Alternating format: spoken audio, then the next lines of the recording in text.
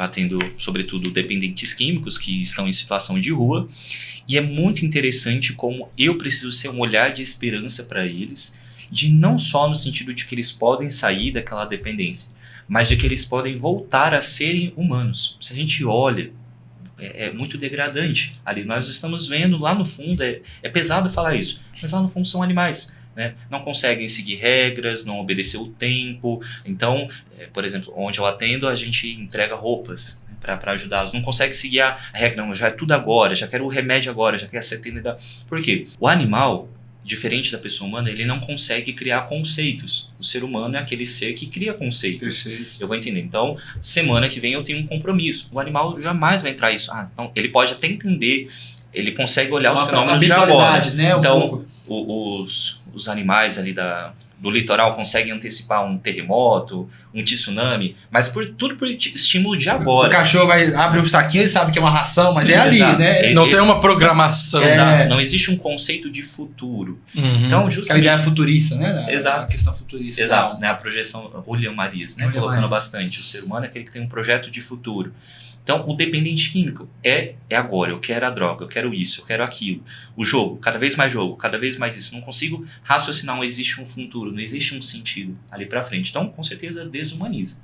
Mas eu pergunto justamente em que sentido você estava colocando essa pergunta pra gente lembrar dos outros tipos de vícios, que são essas inclinações, que são as palavras que a gente vai usando opostas à virtude. Certo. Porque se a gente for ver até mesmo as pessoas mais elevadas, aqui, nós católicos chamamos muito, né, os santos aí, também tiveram que lutar com vícios até o último instante da sua vida. Então, se a gente for fazer uma relação com as 12 camadas da personalidade, até mesmo um 12ª camada tinha ali os seus vícios.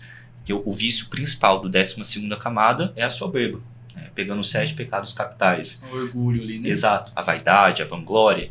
Então aí já não seria tanto uma despersonalização, né, nesse sentido. Seria até uma super personalização. É tão pessoal que tem um Sim. vício muito específico. Mas isso partindo para o lado mais filosófico, psicológico, Espiritual assim, também, né? né? Espiritual. Quando eu sei que o que eu tenho é somente um hábito que eu tenho a corrigir, para quando começa a se tornar um vício. No caso, igual eu falei antes, eu adoro ficar jogando, reduzindo o videogame, mas é a Dota, que eu adoro jogar Dota online com os parcinhos.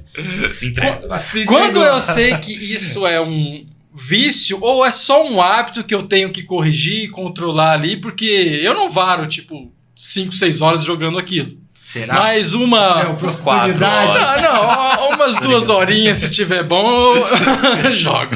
A capacidade de criar, de colocar algo para o mundo, de amar, então receber e ao mesmo tempo me sacrificar, e de conseguir suportar a dor, de tolerar a dor. Então esses seriam os 3 pilares de saúde mental, pensando de Viktor Frankl. Então, amar, criar e conseguir suportar a dor.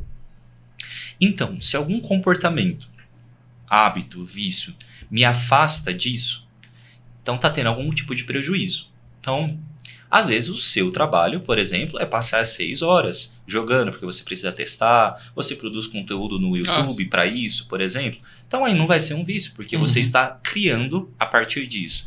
Agora não, o seu trabalho é totalmente diferente. Então eu trabalho como médico, e aí eu tenho pacientes esperando ali, 2 horas eu tô ali jogando. Então tá tendo um prejuízo de uma certa forma. Então a gente vai pensando muito nisso. Por exemplo, um vício bem menos sutil, mas é o mais, dentre as substâncias químicas, é o mais prevalente, que é o café. Que eu amo, tomo bastante. Aí fica aquela questão, mas o café é para gerar produtividade. Então quer dizer que quanto mais café, mais saúde mental? Não necessariamente, porque quanto mais café, menos eu vou dormir à noite. Dormindo menos à noite, mais prejuízo na atenção. Então tudo eu preciso pensar. Envolve a dependência também, né? É uma dependência. Existe Porque minha mãe, ela tem dor de cabeça se não toma café. Passa o dia inteiro com enxaqueca. Abstinência. Exato. Né? Poderíamos colocar, não é a dependência clássica de uma cocaína, de um crack, de um álcool, mas gera um hábito. Conforto ali, né? Exatamente. Você só é senhor de si se você consegue se anular, se limitar a algumas coisas, né? Por exemplo, como é que eu posso testar uma coisa que eu tenho vício? Se eu consigo retirar ela da minha vida? Por exemplo, você deu o exemplo do Dota, eu posso dar um exemplo, sei lá, qualquer coisa. Então eu faço que é um hábito, né? A gente não está entrando nessa área de vício, mas sei lá, ele é muito habitual, né? É um hábito muito habitual. Sim. E aí eu falo assim, peraí, será que isso está me afetando, está trazendo prejuízos? E não seria um teste, por exemplo, eu retirar isso? Mais evidentes poderia sim colocar essa questão da dependência, que o que eu consigo tolerar e ficar sem. E, sobretudo, o que eu consigo tolerar para conseguir lidar sozinho com aquela dor.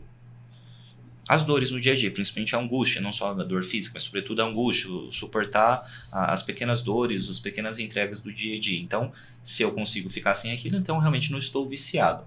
Porém, para que eu estou precisando disso? Aí a gente vai para uma outra pergunta. Por exemplo, que é muito colocada, a maconha. O paciente chega, usuário de maconha, mas doutor, eu não tenho vício em maconha, não tenho dependência. Todos eles falam isso. Todos, é a regra, parece, né? Mas realmente, biologicamente, bioquimicamente colocando, a maconha em si não gera um efeito de dependência igual ao álcool, a cocaína, por exemplo, o crack. Mas, se a pessoa está repetindo muito aquilo, está acontecendo e justamente está levando a um prejuízo, então a gente poderia colocar como uma dependência. Está precisando daquilo, não no sentido biológico, mas principalmente psicológico.